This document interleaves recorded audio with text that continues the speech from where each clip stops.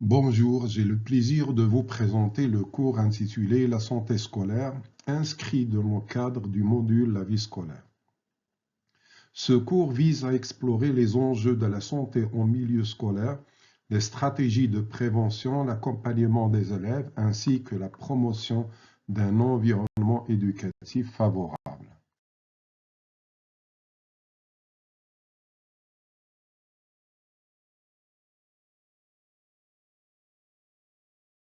Nous allons d'abord poser les bases en définissant la santé scolaire, puis ensuite nous poursuivrons avec ses caractéristiques. Par la suite, nous analyserons les objectifs de l'éducation à la santé scolaire avant de vous présenter les domaines d'activité concernés. Dans ce cadre, nous aborderons également la santé psychologique, puis nous examinerons son application concrète à l'école marocaine. Enfin, nous discuterons des contraintes majeures qui freinent la promotion de la santé scolaire pour conclure sur les perspectives à venir. Pour clarifier ce qu'on entend par santé scolaire, passons à présent à une dimension stratégique essentielle, les politiques de santé en milieu scolaire. L'une des approches les plus structurées et reconnues à l'échelle internationale est le cadre FRESH, élaboré en 2000 par l'UNESCO, l'UNICEF, l'OMS et la Banque mondiale lors du Forum mondial de l'éducation à Dakar. Ce modèle repose sur 4 piliers fondamentaux: politique scolaire liée à la santé, environnement sain, éducation fondée sur des compétences, services de santé et de nutrition, renforcés par des stratégies transversales telles que la coopération intersectorielle et l'engagement de la communauté scolaire. Le cadre global FRESH, fruit d'une collaboration entre l'UNESCO, l'UNICEF, l'OMS et la Banque mondiale, repose sur une vision intégrée de la santé en milieu scolaire, inaugurée lors du Forum mondial de l'éducation à Dakar en 2000. Conçu comme un programme multidimensionnel, il vise à améliorer les opportunités d'apprentissage des enfants en assurant leur santé. FRESH structure ses interventions autour de 4 domaines fondamentaux: les politiques scolaires, le cadre environnemental en matière d'eau et d'assainissement, l'éducation à la santé fondée sur des compétences, ainsi que les services de santé et de nutrition au sein des établissements scolaires, tout en s'appuyant sur des stratégies transversales telles que la coopération intersectorielle, l'engagement communautaire et la participation active des élèves. Toutefois, l'émergence de ce cadre suppose implicitement que les États adoptent et mettent en œuvre ces piliers de manière systématique, ce qui contraste avec la réalité concrète marquée par des fortes disparités selon les contextes nationaux et régionaux.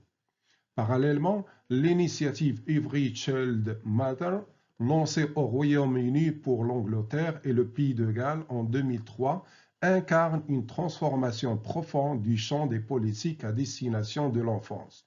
Portée notamment par la promulgation de la loi sur l'enfance 2004, elle définit 5 résultats fondamentaux que l'on désigne par l'acronyme CHIP, Safe, Healthy, Enjoy, Achieve Economic Positive Contribution, qui articule les axes d'action pour garantir à chaque enfant le droit d'être en sécurité, en bonne santé, de s'épanouir, de contribuer positivement et de réussir économiquement. Enfin, la question des politiques anti-violence en milieu scolaire, notamment l'interdiction du châtiment corporel, suscite aujourd'hui une attention croissante. Selon certaines sources, plusieurs pays, parmi lesquels la Gambie, le Nigeria et enfin le Sri Lanka, ont récemment exprimé leur intention de mettre fin à la pratique des punitions corporelles dans les écoles. Plus largement, la tendance mondiale va vers une prohibition croissante de ces sanctions physiques. Malheureusement, elles demeurent légales dans de nombreux pays, ce qui expose les élèves à des formes de violence normalisées, parfois institutionnalisées malgré les progrès juridiques. L'environnement scolaire, entendu comme l'ensemble des infrastructures et conditions matérielles assurant sécurité, dignité et affinité d'apprentissage pour chaque enfant, constitue un pilier fondamental des politiques éducatives modernes.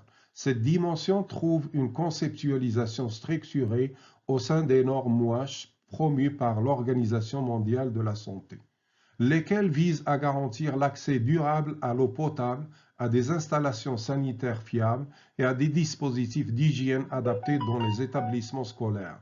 Ces normes ne se limitent pas à la fourniture de services techniques, elles placent la protection de la santé, le respect de la dignité de l'enfant, l'équité d'accès à l'éducation et la prévention des maladies au cœur d'une approche inclusive et non discriminatoire. Or, cette vision suppose implicitement l'existence de gouvernance solide et la disponibilité régulière de ressources financières et humaines. Ce constat trouve un écho concret dans le contexte sud-africain avec l'initiative Sanitation Appropriate for Education, lancée comme réponse à des urgences sanitaires et à des tragédies telles que la mort de jeunes élèves dans les latrines dangereuses. Cette initiative a pour ambition de remplacer les latrines à fosse par des installations sanitaires conformes aux standards, de favoriser la collecte de l'eau de pluie et l'aménagement de cheminements sécurisés. À une échelle globale, la Banque mondiale intervient par le biais de Global Programme for Safer Schools, enraciné dans le cadre stratégique de la Comprehensive Schools Safety.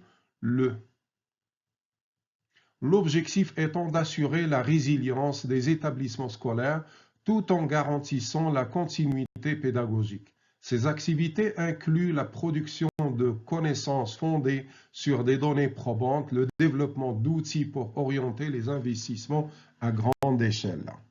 Depuis 1995, l'Organisation mondiale de la santé a piloté l'initiative mondiale pour la santé scolaire, posant ainsi les jalons d'une approche systématique favorisant l'épanouissement sanitaire et éducatif des élèves à travers des établissements scolaires transformés en vecteurs de promotion de la santé. Dans cette perspective, l'école se révèle être un cadre privilégié pour dispenser des soins préventifs, des services de santé de routine et des campagnes de vaccination. Toutefois, malgré les bienfaits potentiels, de nombreux programmes de santé intégrés aux écoles souffrent de sous-financement, d'une mise en œuvre déficiente et d'une portée limitée. Reconnaissant l'importance de structurer ces services, l'OMS a publié ses premières lignes directives mondiales sur les services de santé scolaire. Cela constitue une avancée majeure. Il s'appuie sur des revues systématiques, des données probantes ainsi que sur le consensus d'experts internationaux pour proposer une stratégie de service compréhensif et efficace.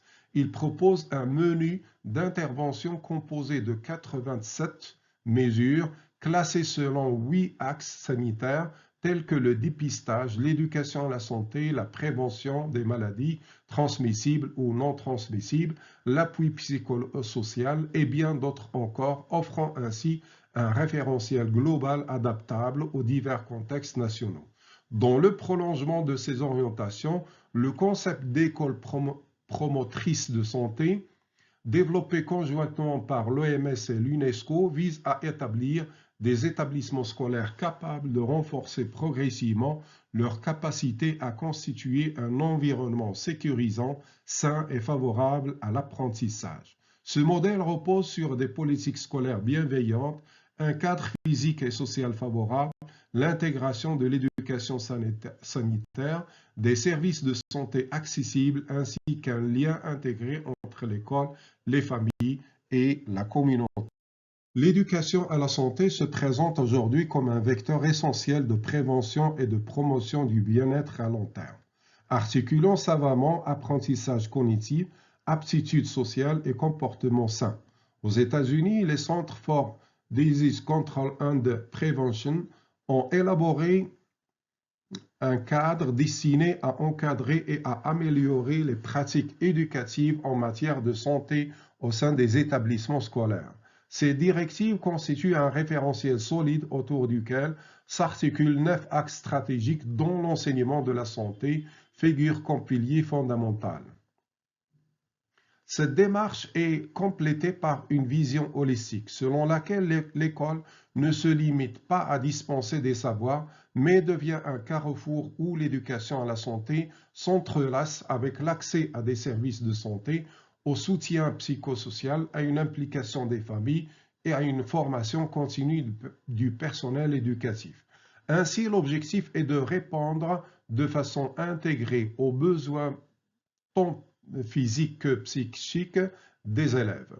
À l'échelle internationale, le cadre FRESH, porté conjointement par l'UNESCO, l'OMS, l'UNICEF et la Banque mondiale, propose une approche intégrée centrée sur l'éducation à la santé, fondée sur les compétences. Ce modèle vise à renforcer les capacités des élèves à comprendre et à gérer leur santé en complément des politiques scolaires, de l'environnement favorable, l'infrastructure hygiène et des services sanitaires disponibles.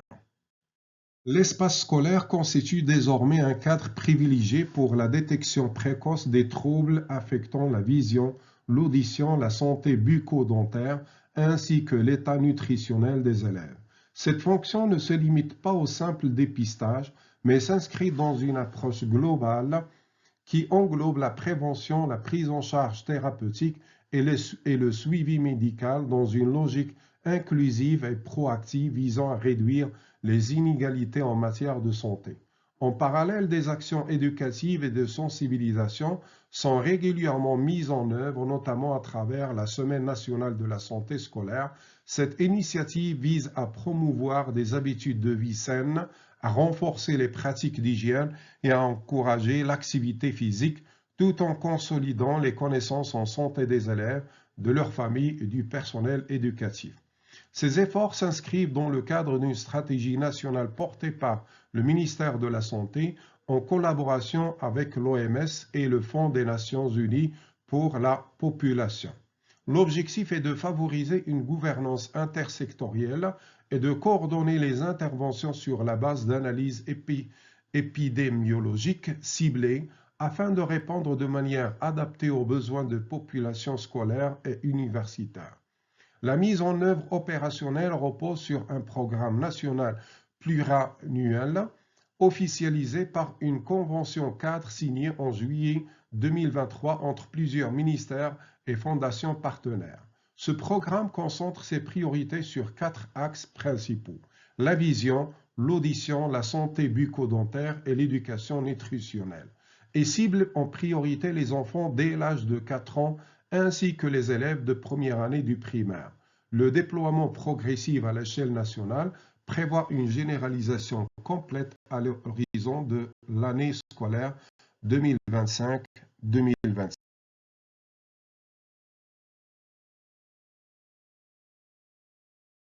L'éducation à la santé en milieu scolaire constitue un impératif au-delà de la simple transmission de savoir.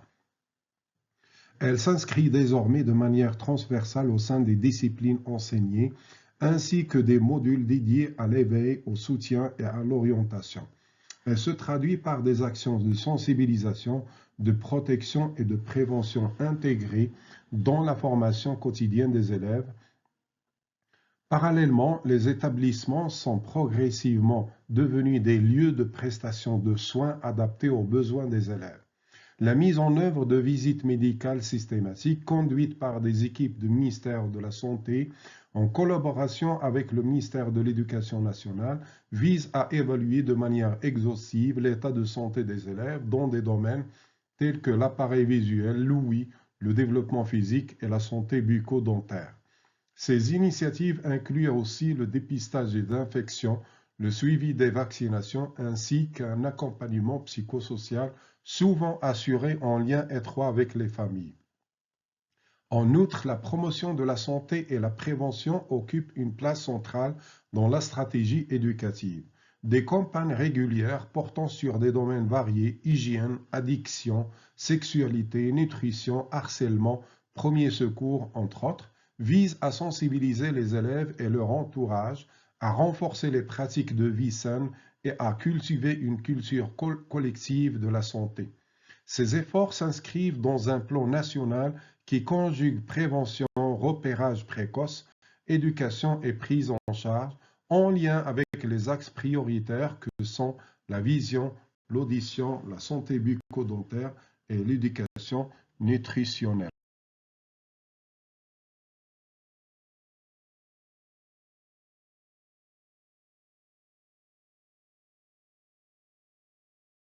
À la santé scolaire aspire à bien plus qu'à la simple transmission de connaissances et l'ambition de faire des élèves les détenteurs d'une véritable culture de la santé, ce qui suppose qu'ils acquièrent progressivement les compétences nécessaires à la construction d'un rapport positif à leur bien-être physique, mental et social.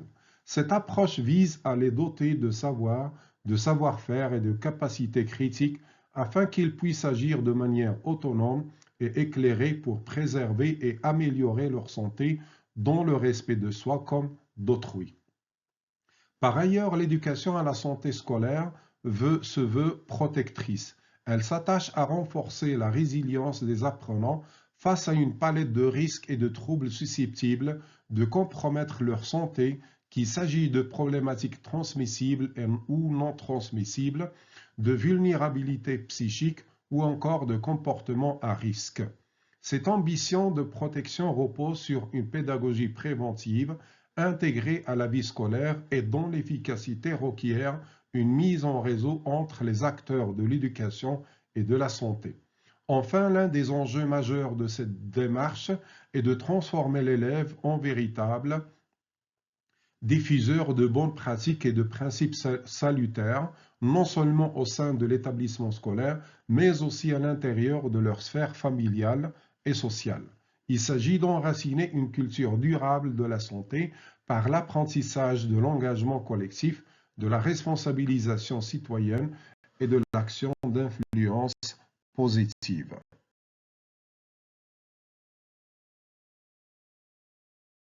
Au Maroc, la santé scolaire s'articule autour d'un objectif fondamental: garantir un état de santé optimal aux élèves afin de leur permettre de poursuivre sereinement et efficacement leur parcours éducatif. Une convention cadre signée en juillet 2023 entre le ministère de l'Éducation nationale, le ministère de la Santé et plusieurs fondations partenaires a posé les bases d'un plan d'appui structuré visant précisément cette finalité. Ce programme cible prioritairement deux catégories de bénéficiaires: les enfants âgés de 4 ans scolarisés dans le préscolaire et les élèves de première année du primaire. Il se développe autour de 4 axes d'intervention essentiels conçus pour répondre à des problématiques de santé susceptibles d'entraver l'apprentissage: les déficiences visuelles, dépistage, appareillage, optique, les troubles auditifs, prévention, dépistage et appareillage auditif, la santé bucco-dentaire, prévention des caries, rinçage fluoré, soins, ainsi que la promotion de la nutrition et de l'activité physique via une éducation nutritionnelle ciblée. Les objectifs opérationnels du plan sont doubles. D'une part, repérer précocement les élèves présentant des besoins en matière de santé et leur assurer un suivi médical approprié. D'autre part, renforcer l'éducation à la santé des élèves et de leurs familles par des actions de prévention et de sensibilisation qui accompagnent ces interventions cliniques. La stratégie de déploiement est progressive. Une phase pilote destinée à évaluer et ajuster le dispositif a été lancée durant l'année scolaire 2023-2024 dans les régions de Bni Mellal, Khénifra et Casablanca-Stade au profit de 75 000 enfants. Elle sera suivie d'une extension en 2024-2025 visant 300 000 élèves, puis d'une généralisation en 2025-2026 couvrant l'ensemble du territoire national et plus d'1 million d'enfants.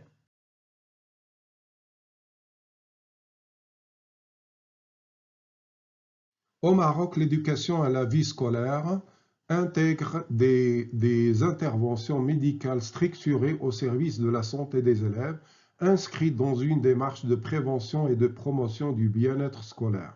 Ainsi, l'établissement même devient un point de contact privilégié pour le suivi sanitaire des enfants.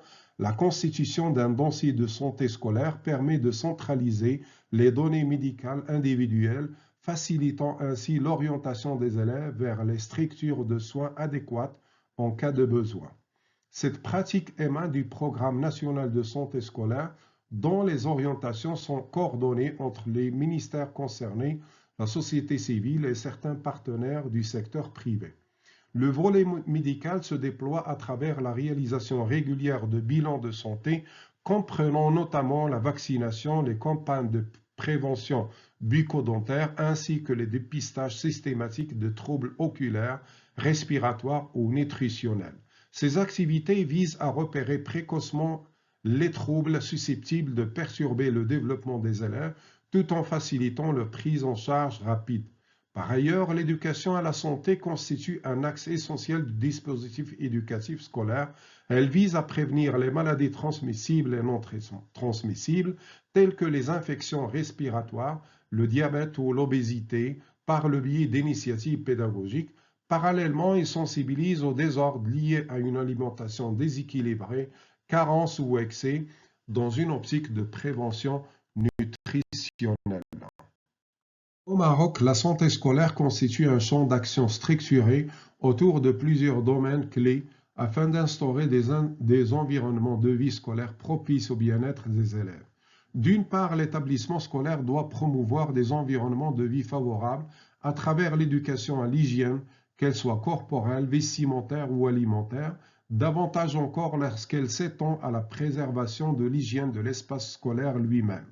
À cela s'ajoute l'impératif d'inculquer des pratiques de vie saines dans les divers domaines, allant de la sécurité routière à la prévention des accidents, en passant par une approche saine de l'alimentation et de la propreté quotidienne. Par ailleurs, le Maroc a engagé un effort volontariste en matière de WASH, eau, assainissement, hygiène, dans les écoles rurales et périurbaines. Il est ainsi exigé qu'une toilette ou latrine accompagnée d'un lavabo soit mise à disposition pour 20 enfants avec une séparation des sexes afin de réduire l'absentéisme, notamment féminin, lié à des conditions dégradées. Sur un plan opérationnel, la surveillance sanitaire des établissements scolaires et de leur environnement constitue un pilier essentiel. Cette surveillance englobe des contrôles rigoureux portant sur la qualité, la quantité et la diversité de repas servis, ainsi que sur l'état des locaux internes et cantines. Elle concerne également le personnel scolaire dont l'état de santé est évalué, tout comme celle des enfants.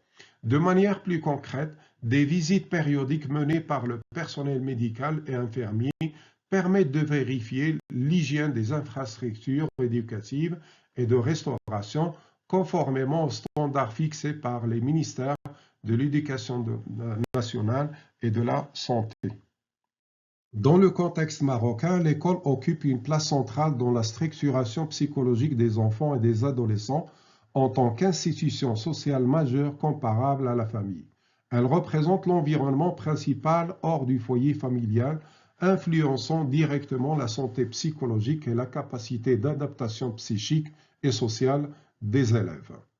L'école constitue un espace privilégié de construction identitaire, de valorisation des potentialités individuelles et de renforcement du sentiment d'appartenance à la société. Elle joue un rôle actif dans l'épanouissement personnel des élèves en leur offrant des opportunités d'expression, de reconnaissance et de développement de compétences psychosociales. Cependant, des études ont mis en évidence que près de la moitié des adolescents qui reçoivent des soins en santé mentale le font via le système scolaire, soulignant l'importance de l'école en tant que point d'accès aux services de santé mentale, tout en mettant en lumière les limites actuelles de cette fonction. La relation entre l'éducateur et l'apprenant, fondée sur la bienveillance, la confiance et le soutien, est cruciale dans ce processus.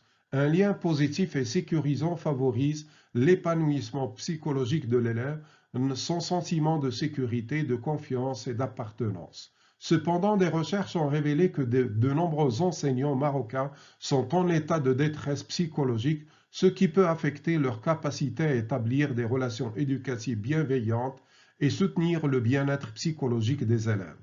Pour renforcer cette dimension, le Maroc a élaboré la Stratégie nationale de la santé des adolescents et des jeunes 2020-2030, visant à promouvoir le bien-être des jeunes, à prévenir les comportements à risque et à améliorer l'accès aux services de santé mentale. Cette stratégie reconnaît l'école comme un levier stratégique pour la santé mentale des jeunes et propose des actions pour intégrer la santé mentale dans le système éducatif.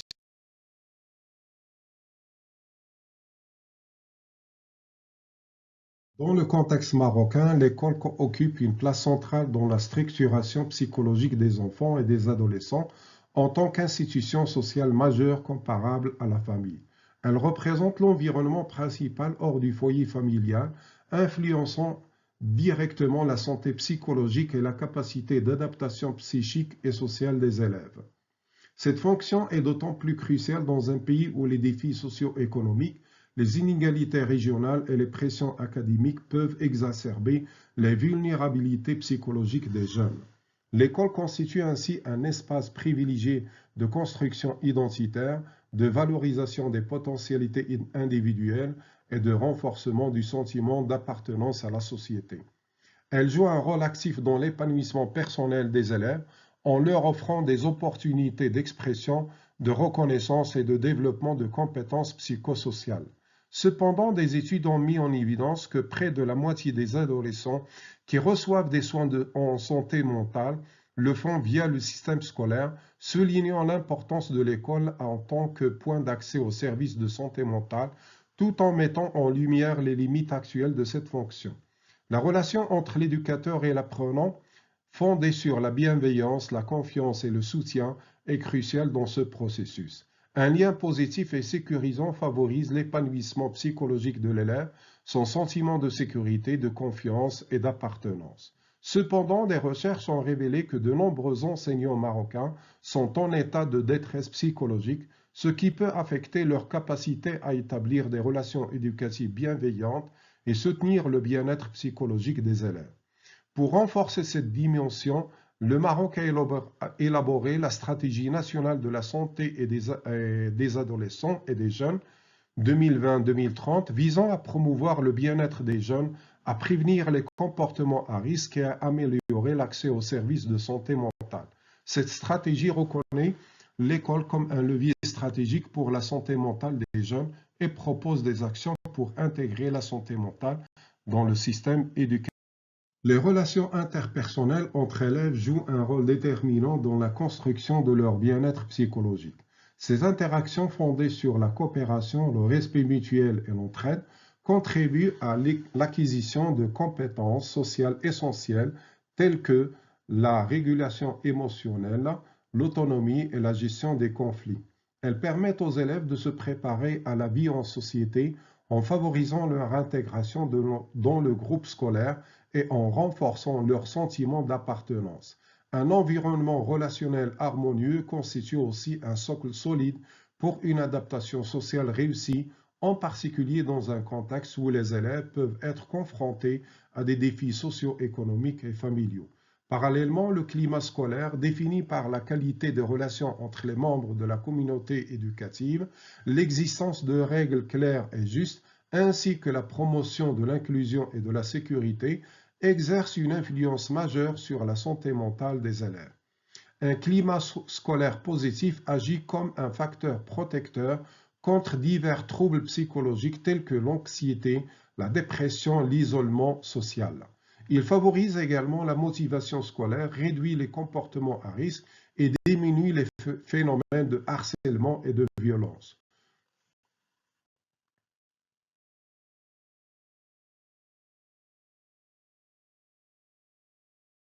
L'éducation à la santé scolaire occupe une place fondamentale dans le système éducatif marocain, particulièrement au terme du cycle primaire, où l'acquisition de connaissances et de comportements adaptés constitue un enjeu majeur pour le développement des élèves.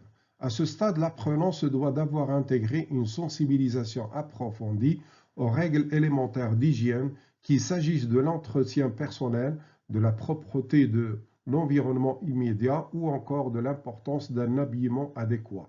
Cette éducation vise à inculquer des habitudes saines et durables, essentielles non seulement pour le bien-être individuel, mais aussi pour la préservation collective de la santé publique. Par ailleurs, l'enseignement de l'éducation à la consommation revêt une dimension pratique et citoyenne. L'élève doit être capable de comprendre et d'appliquer des principes fondamentaux tels que la lecture attentive des étiquettes des produits avant tout achat, afin de prévenir l'exposition à des marchandises non conformes ou potentiellement dangereuses. Cette capacité critique favorise un comportement éclairé et responsable face aux choix de consommation en adéquation avec les exigences actuelles en matière de sécurité sanitaire et de qualité de produits. Enfin, l'éducation à la santé scolaire inclut la prise de conscience des risques liés à certains comportements sociaux, notamment ceux pouvant engendrer des atteintes à l'intégrité physique et psychologique comme le harcèlement sexuel. Il s'agit d'outiller les élèves afin qu'ils développent une vigilance et une capacité de protection face à ces situations à risque, contribuant ainsi à instaurer un climat scolaire sécurisant et respectueux. Ensemble, cette éducation s'inscrit dans une démarche globale visant à former des citoyens responsables, conscients de leur corps, de leur environnement et des enjeux liés à la sécurité personnelle. Dans le cadre des initiatives d'éducation à la santé au milieu scolaire, des programmes ciblés répondent aux exigences spécifiques de chaque niveau d'enseignement. Au cycle primaire, deux axes majeurs structurent ces interventions. Le premier porte sur la santé bucco-dentaire, au cœur duquel figurent des actions de sensibilisation à l'hygiène dentaire, l'encouragement des pratiques alimentaires saines, ainsi que l'organisation de campagnes de dépistage et d'orientation vers des structures de soins quand cela s'avère nécessaire. Ces interventions bénéficient d'un partenariat institutionnel impliquant notamment le ministère de l'Éducation nationale, les facultés de médecine dentaire et le secteur privé tel que Colgate afin de diffuser efficacement les messages de prévention et d'accompagnement, notamment par la distribution de kits d'hygiène, brosses à dents, dentifrice et de dépliants destinés aux enfants et à leurs parents. Le second volet concerne l'éducation nutritionnelle qui se déploie dans les établissements primaires et préscolaires à travers une convention de partenariat signée en 2003 entre le ministère de l'Éducation nationale et la centrale laitière Danone. Sous l'égide du programme Safety 5, il vise à promouvoir la nutrition comme un levier essentiel de réussite scolaire. Chaque année, ce programme couvre plusieurs millions d'élèves et distribue une vaste gamme de supports pédagogiques, kits adaptés, brochures, affiches, ainsi que des animations durant la Semaine nationale de la nutrition afin de transmettre aux élèves dès le préscolaire, selon leur niveau, les fondamentaux de l'équilibre alimentaire, pyramide alimentaire, rôle des nutriments, petit déjeuner équilibré, hygiène alimentaire, importance des produits laitiers. À l'issue du cycle secondaire, englobant tant le collège que le lycée, l'éducation à la santé scolaire vise à développer chez l'apprenant une conscience aiguë et approfondie des enjeux sanitaires majeurs qui conditionnent son bien-être et sa sécurité. Il lui est ainsi indispensable de saisir pleinement la gravité des maladies sexuellement transmissibles, tant en termes de conséquences individuelles que d'impact collectif, afin d'adopter des comportements responsables et préventifs. Parallèlement, l'élève doit être en mesure d'évaluer les dangers inhérents à la consommation de substances psychoactives, en particulier les drogues, en comprenant les mécanismes de leur action et les risques associés, qu'ils soient physiques, psychiques ou sociaux. Cette connaissance critique s'étend également aux risques liés à la consommation du tabac, dont les effets délétères sur la santé sont désormais largement documentés et constituent une problématique de santé publique préoccupante. Au-delà de la simple acquisition de connaissances, l'éducation à la santé au secondaire encourage une implication active dans la vie scolaire à travers la participation au club santé, espace d'échange, de sensibilisation et de promotion d'une culture de santé positive. Cette approche holistique vise à instaurer un climat favorable à l'épanouissement et à la responsabilisation des jeunes dans la gestion de leur santé. De surcroît, il est attendu que l'élève acquiert des compétences pratiques, notamment en matière de premiers secours, afin de pouvoir intervenir efficacement en situation d'urgence, témoignant ainsi d'une aptitude à agir pour la sécurité collective. Dans le cycle secondaire, les programmes d'éducation à la santé se distinguent par leur attention portée à la santé reproductive et aux pratiques à risque. Un volet central de ces initiatives vise à sensibiliser les jeunes filles aux mutations psychophysiologiques de la puberté, à l'importance de l'hygiène ainsi qu'à la prévention des infections sexuellement transmissibles, du VIH-Sida, du mariage précoce et en faveur de la planification familiale. Ces interventions s'appuient sur des supports innovants tels que des vidéos pédagogiques, des livrets éducatifs et des guides destinés aux médecins de terrain conçus pour favoriser l'appropriation des messages par des élèves et faciliter les échanges en classe. On relève d'ailleurs qu'environ 4 130 000 jeunes filles ont bénéficié de ce programme répartis sur 69 500 séances et accompagnées par plus de 855 médecins formés à cet effet. Parallèlement, la lutte contre le tabac, les drogues et les infections sexuellement transmissibles s'inscrit dans une approche globale de la santé reproductive promue dans le cadre d'une éducation sexuelle complète et cohérente.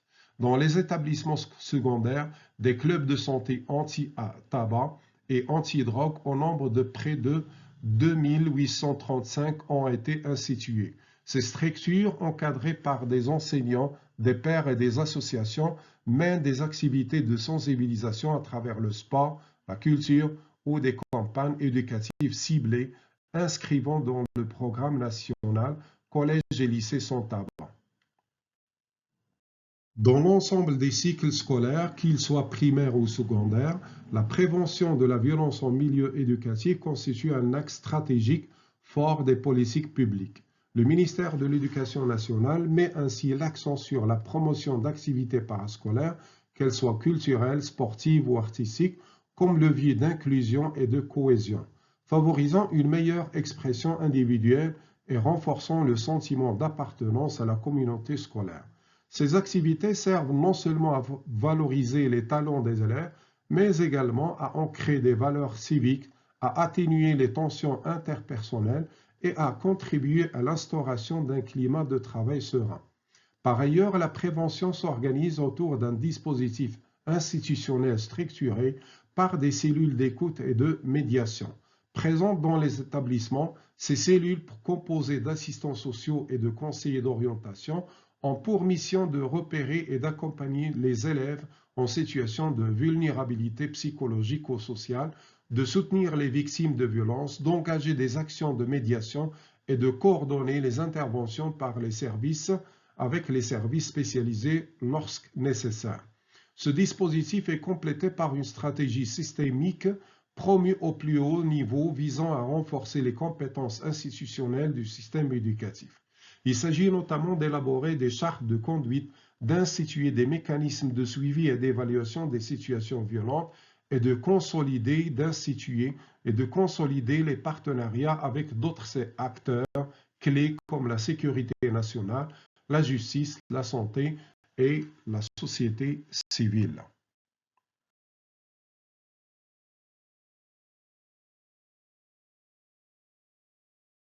L'efficacité des initiatives visant à promouvoir la santé scolaire et la sécurité humaine est largement conditionnée par la robustesse des capacités institutionnelles et de la gouvernance. Or, il apparaît que le financement public dédié à la santé est nettement insuffisant pour soutenir les ambitions affichées.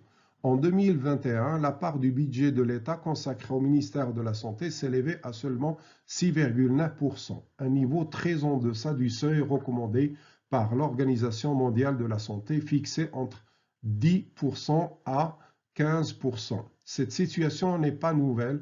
Dès 2018, les dépenses publiques de santé représentaient entre 5,5% et 6% du budget national de l'État, alors que l'OMS préconisait déjà d'atteindre les 12%. Par ailleurs, la structure même des dépenses fragilise davantage l'action publique. Une part majoritaire du budget est absorbée par les salaires, plus de 60%, ce qui laisse très peu de marge pour investir dans des infrastructures scolaires dédiées à la santé ou dans des dispositifs innovants pour les établissements. Au-delà du financement, la gouvernance du système de santé pâtit d'une coordination déficiente, notamment entre les différents ministères et à l'échelle régionale, ce qui entrave l'élaboration d'un pilotage national efficace en matière de santé scolaire. Le secteur est en outre affaibli par un déficit en ressources humaines qualifiées et par l'absence de formation spécifique aux métiers d'encadrement et d'administration de la santé. Le développement de la santé scolaire et de la sécurité humaine se trouve particulièrement entravé par une capacité limitée des ressources humaines qualifiées. Au Maroc, le nombre de médecins par habitant reste inférieur à celui observé dans des pays de la région tels que la Tunisie ou l'Algérie. Cette insuffisance se ferait particulièrement sentir dans les établissements scolaires où le ratio médecin-infirmier est vraisemblablement très faible, bien qu'aucune donnée précise ne permette aujourd'hui d'en fournir une quantification fiable. Par ailleurs, la formation continue des agents de santé, essentielle à l'actualisation des pratiques et à l'adaptation aux enjeux émergents, apparaît structurée de manière limitée. Les dispositifs destinés à soutenir le développement professionnel, que ce soit via des programmes de mise à jour des connaissances, des modalités pédagogiques innovantes ou des équipements adaptés à la formation, restent malheureusement très peu développés. Cette lacune compromet non seulement la qualité des soins proposés aux élèves et étudiants, mais aussi la capacité des agents à faire face aux défis nouveaux, tels que l'évolution des comportements sanitaires ou l'émergence de menaces inédite. Le déploiement d'une politique de promotion de la santé scolaire se heurte à des disparités territoriales marquées qui se traduisent notamment par une inégale dotation des infrastructures élémentaires dans les établissements selon leur localisation. En zone rurale, il est fréquemment observé que les écoles souffrent d'un déficit structurel renvoyant à une insuffisance d'eau potable, à l'absence des sanitaires conformes, voire à l'impossibilité d'accéder à des salles de classe adaptées. De telles carences ne sont pas seulement des entraves matérielles, elles compromettent directement la qualité de l'accueil des élèves, leur bien-être et à terme leur réussite éducative. Par ailleurs, la surveillance sanitaire dans les structures d'hébergement et de restauration scolaire, telles que les cantines ou internats, reste largement défaillante. Les inspections sanitaires, qui devraient garantir la sécurité alimentaire, l'hygiène des préparations ou le respect des normes de conservation, sont souvent rares ou absentes. En conséquence, l'accès à un poste de soins ou d'infirmerie demeure un luxe introuvable dans de nombreuses écoles, privant ainsi les élèves d'un accompagnement médical immédiat en cas de besoin.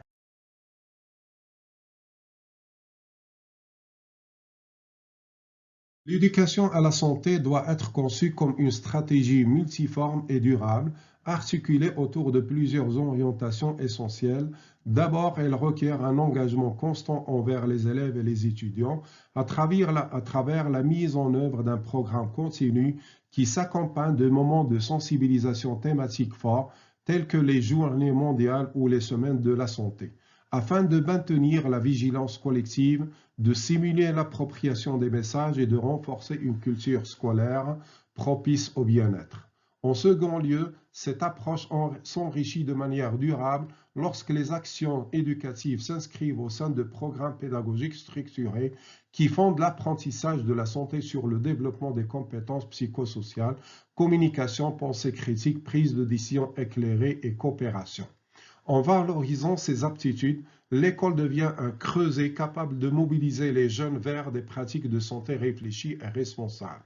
Le troisième volet concerne un renforcement ciblé des capacités des enseignants pour qu'ils ne se contentent plus d'être des transmetteurs de savoir, mais qu'ils puissent endosser pleinement les fonctions éducateurs à la santé. Cela passe par la mise en place de programmes de formation initiale et continue, dotés d'outils pédagogiques pertinents et actualisés, permettant à ces professionnels de guider avec expertise, sensibilité et rigueur leurs élèves sur les questions sanitaires et comportementales. Par ailleurs, il est impératif d'étendre les dynamiques éducatives au-delà des murs de l'école en engageant les parents et tuteurs comme partenaires actifs de la démarche. La sensibilisation des familles, appuyée par des initiatives formatives ciblées, permet de renforcer la cohérence des messages, d'étendre le cercle de prévention et de promouvoir une vision holistique de la santé qui interconnecte les sphères scolaires et familiales. Une stratégie de promotion de la santé scolaire devrait s'appuyer sur une conception claire de sa faisabilité, articulée autour de 5 étapes stratégiques. La première nécessite la mise en place d'un programme national dédié, accompagné d'un budget spécifique. Cette initiative requiert une étroite collaboration entre les ministères concernés, Santé, Éducation nationale et Finances, afin de sécuriser des financements stables et alignés sur les objectifs de la politique publique. La deuxième étape concerne le renforcement des ressources humaines spécialisées avec un accent sur le recrutement et la formation d'infirmiers et de médecins scolaires. Il s'agit de développer des incitations, notamment d'ordre financier aux professionnels, à destination des jeunes diplômés prêts à intervenir dans les zones rurales. La troisième phase porte sur les infrastructures prioritaires. Il est crucial d'identifier les établissements vulnérables selon des critères ciblés: isolement géographique, fragilité structurelle, absence de services de santé, et de les réhabiliter en mobilisant les collectivités locales et les organisations non gouvernementales. La quatrième étape concerne la mise en place d'un système de surveillance et d'évaluation des audits périodiques appuyés sur des indicateurs de performance clairement définis, par exemple le taux d'accès à l'infirmerie, la qualité des installations sanitaires ou les actions de prévention mises en œuvre permettent de mesurer l'impact réel de la stratégie. Enfin, la communication et la sensibilisation constituent un levier indispensable pour engager l'ensemble de la communauté éducative. Leur mobilisation passe par la participation active des parents, des élèves, des enseignants, ainsi que par le soutien d'associations et de relais médiatiques locaux.